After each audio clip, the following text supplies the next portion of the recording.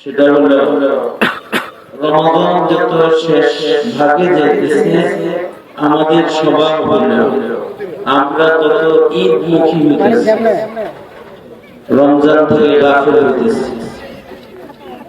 আর আল্লাহ পাকের নিজাম হলো রমজান যত শেষের দিকে যাইতেছে আল্লাহ রহমত মাগফিরাতের দরিয়া তত বেশি জোর হইতেছে।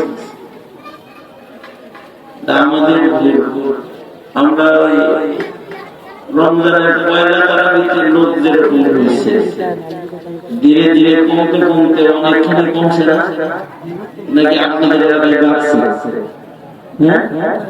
কমছে না? না আমাদের আমরা রমজান যেদিন আইছে সেদিন রমজানকে স্বাগতম জানাইছি আর মনে করছি যে রমজানে যা যা দিব এক সারাও দিয়ে তো সব পাওয়া যাচ্ছে।